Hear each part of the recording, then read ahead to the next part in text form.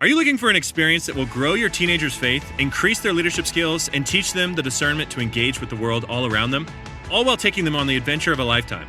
I mean, who isn't looking for that? If your teenager loves fun, adventure, and wants to grow in their faith and leadership this summer, then send them to Excel's Summer Leadership Camp. Excel's Summer Leadership Camp is a 12-day experience for passionate young leaders looking to discover God's truth, to discern wisely, and live wholeheartedly. Your teenager will embark on a transformative journey in the Blue Ridge Mountains, where they'll build lasting friendships in the context of community, embark on thrilling adventures like camping, rock climbing, whitewater rafting, and they will receive expert training and certifications in categories like CPR and wilderness first aid.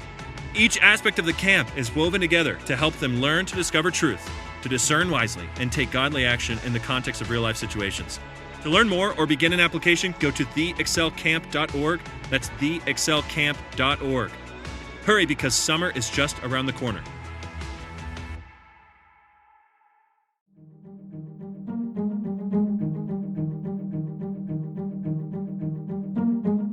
Hey everybody, welcome back to the Reclamation Podcast, where our goal is to help you reclaim good practices for faith and life. I'm Tony, and today is episode 131 of the podcast, where I sit down with leadership expert Tim Elmore. Dr. Tim Elmore wrote the book, 8 Paradoxes of Leadership, after doing 20 plus years with John Maxwell. We have a great conversation today about what and how important a paradox is for your leadership. We talk about faith. We talk about EQ versus IQ. We talk about how all of these things come together to form the secret sauce of leadership. I know you're going to love this dialogue with Tim. And hey, if you do love it, do me a favor, hit that subscribe button wherever you listen to podcasts, leave a rating or review on iTunes, and be sure to share this episode with a friend. Sharing is the best way to get the word out about what God is doing on and through this platform. Now, guys, if you haven't heard, I've fully made the jump over to Spirit and Truth. So now I'm serving at Spirit and Truth as my primary calling. That's where I'm doing all the things. You can learn more about Spirit and Truth at their website, spiritandtruth.life. I know you're going to want to hook up with them, spiritandtruth.life. That's a way that you can support the podcast by giving there. And also, we want to invite you coming up to our very own Spirit and Truth Conference. That's right. The Spirit and Truth Conference is coming up in March, and we have a conference code for you. That is right. Go to spiritandtruth.life/conference, register, and use the word reclamation to save on your registration fee. The March conference is March 17th through the 19th here in Dayton, Ohio. I'll be there. Other incredible speakers like Marion Hayes, Kevin Watson, Rob Ulmer, Matt Reynolds, and so many more. We're excited to connect with you, and I think it's going to be a great event. Come visit us in person. Can't wait to see you guys. Now, without any further ado, here's my conversation with Dr. Tim Elmore. Hey, everybody. Welcome back to the podcast. I'm so excited today to have speaker, author, and leadership expert, Dr. Tim Elmore. Tim, thank you so much for being here today. Tony, it is an honor to be with you. Looking forward to a conversation. So I did a little research and found out that this idea was born out of a green room experience. And I'm wondering if you might tell us a little bit about that impromptu think tank that kind of shaped the writing of this resource. Yeah, it was a green room. This was a few years ago. I sat in a green room before a conference. There were 16 of us CEOs sitting back there before the event, different industries, male and female, old and young. So I decided to turn it into an instant focus group. So I threw out the question to everybody, do you all think leading today is more difficult than it was than when you first learned to lead? And I kind of assumed I'd get a little of both, but everybody to the person, Tony, said, absolutely. Somebody said 110%. I mean, they're waving flags, and taking no prisoners. So I kind of volleyed back and I said, now that's kind of strange that we all feel this way. One would think it would be harder back when you were younger and didn't know as much about leadership. But every single person stuck to their guns and said, it is harder right now. So that sent me on a hunt. I began to research. I lead an organization myself, growing leaders. But I just began to interview folks from different companies and organizations. And I began to come up with what this book is about, 8 paradoxes that I think the successful, that's not a good word, the effective leaders today are just practicing what seems like ironic, oxymoronic, paradoxical leadership, where they're juggling 2 balls that should not go together. But that's what, in fact, is what helps them really, really win. So that's what the book is. So what's interesting is that you started this journey multiple years ago, and here you are releasing it, and what some people would call the most tenuous or, a time in leadership. How do you think that this book is kind of, I would say, ordained for such a time as this? Yeah. Well, I always am trying to be careful not to overestimate the importance of anything I write, but I ended up meeting with John Maxwell, Andy Stanley, others that all said, "Oh, wow, you're onto something here." I don't know if I tripped into it, accidentally stumbled into it, but here's what I know, Tony. If you look at the landscape of our nation today, much less the world, the team members coming into our organizations are more educated than they've ever been. So you probably have a few more armchair quarterbacks that think they know what to do, maybe better than you do. Nothing bad, but just I know what I'm doing. They're more emotional, and I say this not in a insulting sort of way, but I remember when I began my career, the typical supervisor's mantra was, "Leave your personal problems at the door. Let's get the work done." Today, it's bring your whole self to work. And that's awesome, but their whole self might be emotional, some baggage, let's be honest. We care about that. We care about the whole person. But so there's that. They bring a greater sense of entitlement. Hampshire University did a study and found out that people coming into the workplace today are just feeling entitled to perks and breaks that we didn't 10 or 20 years ago. So anyway, all of that to say, the team member we're leading expects more from us. And so last year, Fortune magazine released a feature article called The Great CEO Exodus of 2020. Dozens and dozens and dozens of leaders just said, I can't do this anymore. And I bet you have some listeners right now that go, I felt that way, over the last 12, 18 months. So that's what this book is attempting to address. How can we shift so we don't have to step back? We can actually step up and lead the way we should lead. So talk to me a little about leaving, and this is a little bit personal. I recently stepped out of my leadership role at the church to take on another leadership role for kind of a broader thing. Do you feel like, and I think I've read this in the book, is that this kind of growth accelerator of COVID, is this kind of pushed us all to a place that we eventually wanted to get to anyway, or did it push us in a place that we never really wanted to go? Probably a little of both. A little bit of column B, right? That's right. Well, I have come to believe that 2020 was the great accelerator. Whatever was already happening slowly, evolving, it just accelerated. So think about this. Didn't we all say, we need to do technology better? Well, suddenly we had to do technology better. Oh, yeah. Schools, churches. Didn't we say we ought to do diversity, equity, and inclusion better? Well, suddenly we had to do diversity, equity, inclusion. The protests, one thing after another. The stores that were kind of slowly going out of business because they were only brick and mortar and not digital went out fast. But then you got Amazon and other companies sped them up. So I think many leaders listening right now may say, yep, we got sped up in what was already beginning to happen. And that just wore me out. I think there's leaders that are just exhausted and maybe leaning on the Lord more than ever right now. And we should. Maybe this is a good thing. Threw us to our knees. But I also believe it ought to make us lead more wisely. We need to be wise as serpents and gentle as doves as we lead in this day. If there's a leader out there that's listening, and I suspect there is, that's feeling a little overworked, it's feeling like there's no just weariness. It's even more than tired. It's like in the bones, Yeah. How do we lean into leadership principles that help us get some of our energy and excitement and enthusiasm back? Yeah, that's a great question, and one that deserves way more than just 2 or 3 minutes, but I'll do my best to not do injustice to that question, Tony. One of the paradoxes in the book, in fact, it's the last one in the book. Yeah. I believe uncommon leaders are both timely and timeless. So what they bring to the table is they are looking forward on the horizon, and they're cutting edge in their innovation, their ideas, maybe even the use of digital technology. But at the same time, we dare not leave those timeless values. You and I would believe biblical values Sure. that make us who we are. And I think in today, we live in an either or world right now. We are so polarized, it's ridiculous.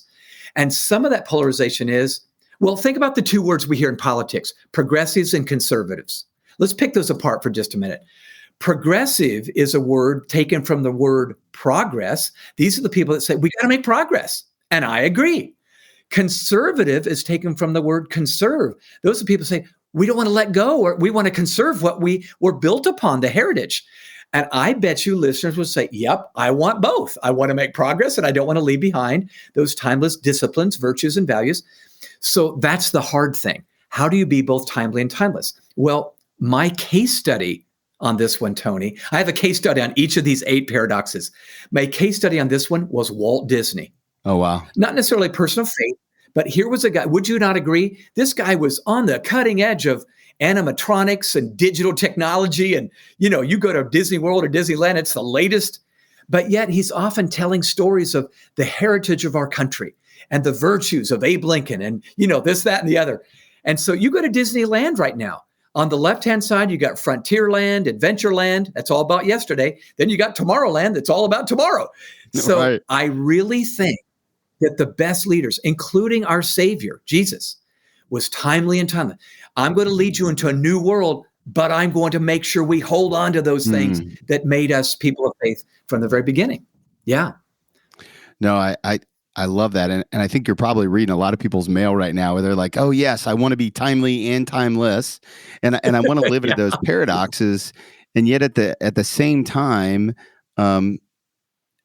we're asking them to lead a generation that had a completely different experience growing up than they did.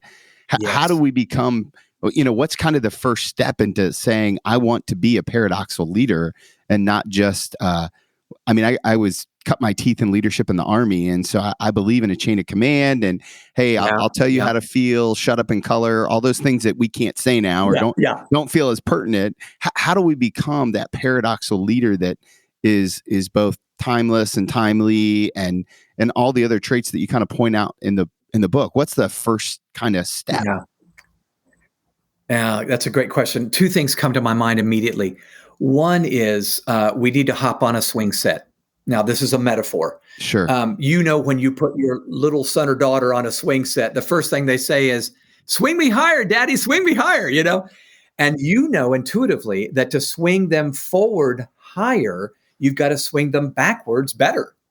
Swinging backwards leads to swinging forward. I think every organization, every leader needs to say, let's hop on a swing set. Let's go backward. What did we build this organization on in the very beginning? What were our values? What problem were we trying to solve? What was the landscape then? And then swing forward. What's the new problems today? How can we retain our mission by addressing those maybe new issues, but in the same missional sort of way? So that would be one, hop on a swing set. And in the book, I talk about, questions for the swing set. But then the second thing I would suggest, and this is a very doable assignment for any listener, practice reverse mentoring. Now, reverse mentoring is actually something that's been around for about almost 30 years. Jack Welch introduced the term for GE way back in the early 90s. If you remember the early 90s, computers were relatively new to the workaday world. And so Jack Welch was the CEO of General Electric. He had a bunch of, 58, 59-year-old executives that were not at home with a computer. They wanted to do things the old way. They've been doing it all their life. Sure. But then he had these new MIT grads that totally got the computer. They'd been, using them in college. So he put this seasoned veteran with this rookie together in a mentoring relationship, but not just for the old to mentor the new. It was both. So the veteran would say, well, let me tell you how this organization works. You'll benefit from knowing what I have to share. But then the rookie player gets to share, here's how technology works. Today we might go, how can I use this latest app to market our company or whatever? So I really believe I've done this now with some of our young team members. It's so fun to swap stories with a 20-something and a 60-something, and see value added as we see the overlap of our stories. And they're sharing stuff that I learn, and I'm sharing stuff that they learn. That keeps me timely and timeless as I move forward. Do you think that this needs to be super intentional? Do you think it needs to be, do you need to put parameters around it? I mean, we talk all the time in disciple making about how it needs to be intentional, relational, reproducible. What does that look like in the secular workplace, reverse mentoring? Or if you're, you're middle management somewhere and you're an accountant that works for the government, like how do we get into reverse mentoring if really we don't really have a huge leadership platform yet? Yeah, that makes sense. Then I think you need to look outside your organization. Maybe not optimal, but who in my life is my nephew or my son or daughter or whatever, that sort of thing. But I tell you, I really believe that the key is it's one of the paradoxes again. One of the paradoxes is I believe uncommon leaders are both stubborn and open-minded. Those two don't seem like they would go together, do they? I mean, you just either one or the other. You say, man, that guy's stubborn, or wow, she's so open-minded. But my illustration or my case study on that one was Truett Cathy, the founder of Chick-fil-A. The Chick-fil-A guy. Yeah. So when I interviewed executive after executive, the president and Dan Cathy, his son, they all said, yep, Truett was stubborn and open-minded. Dan preferred the term strong-willed and open-minded. That was a little more respectful, but it's still stubborn. Yeah. So his story is so remarkable. He had one restaurant for 10 years, not 1,000, one. And he was tweaking the recipe, not only for his chicken, but for his values. What are my core, principles that I built this thing on? And you and I both know they got core principles. Yeah. You walk into Chick-fil-A, first of all, you're not going to walk into Chick-fil-A on Sunday. That's one of the principles. We're closed on Sunday. Another one is you're going to hear the words, it's my pleasure, from 16-year-olds or 60-year-olds. They've got a set of core values. So he was stubborn on his values and his people. Those were the two things. What was core and then his people. Oh my gosh. I got to tell you a story, Tony. One of the stories that Dan Cathy, his son, told me, he said, Tim, I was working for my dad as a teenager at the original Dwarf House restaurant. And my dad told me to get up on a ladder and climb up onto the roof of the restaurant because he heard some noises up there. Well, Dan said, I climbed up on the ladder and I looked up top, and he said, on top of that restaurant were a whole bunch of beer cans. Charlie was the night manager, and he was an alcoholic. And he would go outside at night and chug down a 6-pack and just throw the beer cans up on the roof, thinking nobody would notice. Oh, wow. Well, Truett noticed. Dan told me as I climbed down the ladder that day, I thought to myself, there goes Charlie. He's out of here, But instead, Dan said, I watched my dad go in and approach Charlie and say, Charlie, let's go to AA together. Wow. And he walked him through the journey. And Charlie spent the rest of his career there, night manager. But the point was, you would have thought, well, with his values, he would have given up on that guy. No, people are a priority for me. So Truett always, if you walked into Chick-fil-A headquarters and you asked to see Truett Cathy, they'd take him out of an important meeting so he could go shake your hand. And I thought, that is a guy that knows where he stands. Right or wrong, he knows where he stands. So I just love the people I got to study in this book and write about. And I really think the key is we've got to be not either or, but we got to be paradoxical leaders.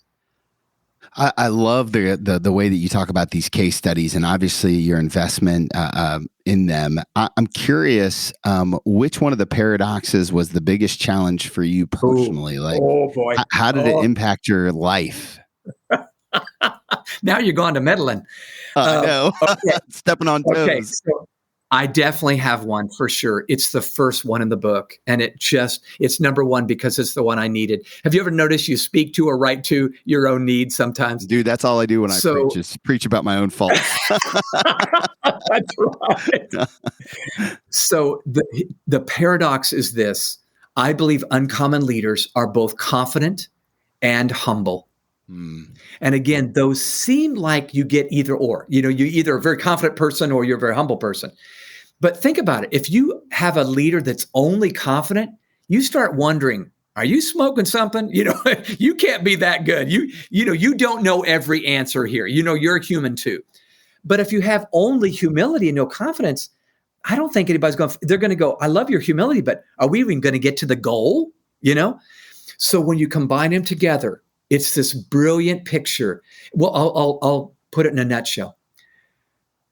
My confidence makes my leadership believable. People need a confident leader, but my humility makes my confidence believable. I see that people see that I'm human and I'm authentic and I'm not going to make stuff up when I don't know. So my case study on this one, Tony, was Bob Iger, the recently retired CEO of Disney. Bob Iger, when he took over Disney from Michael Eisner, did not know, he'd never led an enterprise like Disney. He'd never led a company that sold plush toys, animated movies, theme park tickets, clothes. They sell everything. And so he said, when I took over, I had to listen to the very people I was leading. That was humility. But he said, I could not let my humility stop me from leading. So I had to turn around and say, all right, here's what we're doing, and it's like, wait, I just told, So I was so encouraged and may I say blessed by reading his story because I saw kingdom values in what he was saying. And by the way, here's another piece of that story that was just leapt off the pages. Bob Iger replaced Michael Eisner, who, by the way, had gotten kicked off of the staff of Disney as the CEO. The board said he was too arrogant, too cocky, too ego-driven. Not a good thing to have said about you. And Michael Eisner was actually a good leader, but he was too much of the confident thing. Michael Eisner had been in dialogue with Steve Jobs to try to purchase Pixar, but it was two egos just butting heads all the time. You can imagine. Both really, really strong people. So Bob Iger comes in. He lets some months pass where he's just getting acquainted with his team. But then he contacts Steve Jobs. And he basically says this, Steve, I don't think you know me. I'm Bob Iger. I'm the new CEO of Disney. He said, I believe Pixar is amazing. I think Disney's amazing. I just can't help but he said, this may be a crazy idea, but I just can't help but think we might be better together. Well, Steve Jobs says, that's not a crazy idea. So notice he's leaning in now, not leaning away. That's not a crazy idea. So they start talking. Pretty soon they're meeting together. Next thing you know, Disney buys Pixar. Wow. But here's what I love about it. Here's the confidence and humility. Disney buys Pixar, and then Bob Iger, CEO of Disney, puts Pixar in charge of all the Disney animation because they do that area. Who does this sort of thing? A confident and humble leader. And that's where we got to balance it. By the way, one more. I know I'm monopolizing this conversation. It's good. They're here everyone's here to listen to you, not me. Okay. I got to thinking, isn't Jesus these paradoxical leadership principles? Yeah. He was very confident. He set his face like flint toward Jerusalem. I'm getting there. But humble. He even said, I'm meek and humble of heart. He is all through these 8 paradoxes. I thought, oh my gosh, there's the greatest leader in the world modeling this. And we missed it in the Gospels because we're not looking for it, maybe. I don't know. Sure. But there it was. Well, I think we often look to Jesus as this servant leader and not one that it's easy to put into the commercial world that we live in today. But yet, I think in these paradoxes, what you see is almost the Beatitudes, right? Yeah. I mean, it just kind of plays itself out pretty well. I did want to ask this. You told the story about Michael Eisner, and I can identify with that. There have been seasons in my life where I'm very stubborn or arrogant or both. And I guess the question is how do I know, if we think about the paradoxes as like a teeter-totter, how do I know when I've let one side of the teeter-totter go up too far, and how do I pull it back down? Yeah, that's a great question. And that's exactly what it is. It's a teeter-totter where at 10 a.m. they may need you to be confident, and 3 p.m. they need you to be humble. And you got to read them before you lead them. So that's answer number one. I've got to read my people before I lead my people. Don't just have this curt answer. I'm this, this answer person all the time. So here's the exercise, Tony, that I'm practicing even now, because this is the one I got to work on myself. When I'm in a meeting, I will speak as if I believe I'm right, but I will listen as if I believe I'm wrong. That exercise alone transforms my posture. So I should be confident. They need me as the founder of this organization to be confident. But if I'm listening to the intern as if they might have something to say, and the intern's going, oh my gosh, I feel valuable here. Well, that's exactly what I want. So I try to end each chapter. Well, I don't try. I end each chapter with some practical steps that people can take if that's a paradox that they're feeling weak in, that they might be able to take some real practical action steps to get better. Yeah. I'm curious, over the years, and you've been doing leadership stuff for a really long time. You spent 20 years with John Maxwell, and he was gracious enough to write the preface for this book, and a beautifully written. I'm curious, like, how much did having guys like John and some of the other leaders that you're surrounded with pour into you, shape the paradoxes as you see them today? What's the influence of leaders past have on you today? Oh, tremendous. I mean, I was just with John, hugged him. I have tears in my eyes, and I say, there is no way I can pay you back. So clearly, I know you believe in discipleship, mentoring, one life pouring into another. John practiced something that I have tried to practice. More time with less people equals greater kingdom impact. More time with less people equals greater kingdom impact. So I was one of 3 or 4, maybe, that John just really poured into. I'm talking about 1983. So this is a long time ago. Yeah, I was 3 years right out old. of college. Yeah. And you're no spring chicken either. Yeah, right. I'm 41. Let's go. That's right. I'm totally kidding you. So I really, really benefited from. Really, it was on the job training. I was working with him, leading a department at first, and then 2, and then 3. But John really discipled and mentored me as we went along. I watched him. I didn't have to unlearn a lot of bad leadership principles because I got good ones. Yeah. I watched a strong leader. So that was no doubt, that was great. My mom and dad were great. They, parenting is ultimate discipleship. And they're both passed away, and I miss them to this day, but they were both amazing. And then I had somebody named Sean Mitchell when I was in high school, just take me under his wing and pour into me and teach me to communicate well. I look back and I say to myself, if I don't do a good job, it's my own fault, because I had some great people pouring into my life. Yeah. Oh, that's so good. That's so good. Tim, I know that my listeners love to pray, and they love to pray for the people that are on the podcast and for what they're working on. As you send this book out into the wild, what's a prayer request that we can be praying with you and for you as this starts to hit the shelves here in early November? Yeah, thank you for asking, Tony. You're so kind. Well, one, I wanted to resonate. I know there's people that are in ministry backgrounds, business backgrounds, nonprofit, athletics, whatever. I really do pray that people can pull what's relevant to them.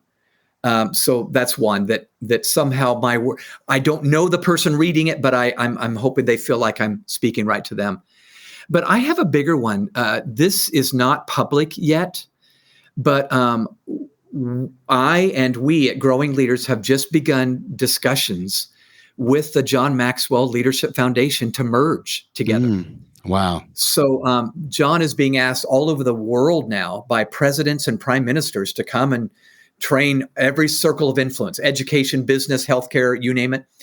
And John has said to me, I've never been a next gen guy. You're the next gen guy, So we're in due diligence right now, just processing, is this the right move? But I have a feeling it's going to really be a wonderful win-win. And I'm honored to have my longtime mentor even think that I might be able to add value. So I'd love for people to pray that, the right thing happens, and that we don't force anything, but that just really falls together, and that a marriage between these organizations could just benefit the world in a great way. I love that. And that's an easy prayer request because we're all going to benefit, I think, from something like that. So I have one more question for you, but before I ask it, I know that my listeners are going to want to connect to you all over the interwebs. Where is the best place to learn more about you, growing leaders, and to pick up their copy of the book? Yeah. I'm going to give 2 sites, not one. I know that's against the rules, but I'm going to put them all in the show notes. Okay, that's good. So growingleaders.com is the nonprofit that I lead. And really, it does target the emerging generation. We teach leadership with images. But then timelmore.com is the site where you can get the book discounted and with a whole bunch, if they pre-order it, there's a whole bunch of extra freebies, like a 10 video course that's free that you get with a book to watch and discuss with a team. So timelmore.com and growingleaders.com would be the sites. Awesome. Okay, last question I always love to ask people. It's an advice question. And I'm going to ask you to give yourself one particular piece of advice, except I get to take you to a very specific time in your life. And what I'd like to do is I'd like to take you back to the end of your very first day with John, the John Maxwell Group, your very first day on staff working for John Maxwell. If you could go back and talk to that younger version of Tim, what's the one piece of advice you're giving him? Oh my goodness. Well, there's actually 1,000 things I would say, as you can imagine. But I think the top of the list would be, Tim, learn to lead yourself first. I know that's being said by others, and I believe it. I agree with it. But here's why that was crucial for me. You can imagine getting hired by John. I was immediately thrust onto a large stage, a large platform, literally. And I was, right out of college. So there I was in front of these crowds of people. And of course, you want to do a good job, but you also want to look right, sound right, smell right, And when I look back, I didn't make any major mistakes, but I made mistakes. And most of them were, I was so consumed with how I looked or came across, as opposed to saying, let me make sure I'm leading myself first so that I've earned the right to lead other people. Oh my gosh. Thankfully, I didn't do anything that was horrific, but boy, that would be the advice I would give. Yeah. Wow. That's really good. Tim, thank you so much for your time today, for your generosity, for this resource, and for pouring into young leaders. I'm just praying that God does some amazing things through this, and just really appreciate your gift. Tony, I'm honored to be with you today. Great to talk. Thanks for having me. What a great conversation. I love the way he connects the paradoxes to the Beatitudes. I love the growth accelerator of COVID and how he kind of helped think through that. I think he really helped me get some handles around the tension that we live in today with these paradoxes in leadership. I hope he did the same for you. Also, don't forget, hit that subscribe button wherever you listen to podcasts. Leave a rating or review on iTunes, and be sure to share this episode with a friend. I appreciate all that you guys do to help support this network, and I can't wait to see you guys in March 17th through the 19th, Dayton, Ohio, at the Spirit and Truth Conference. Remember, guys, if you want to follow Jesus, you must be willing to move.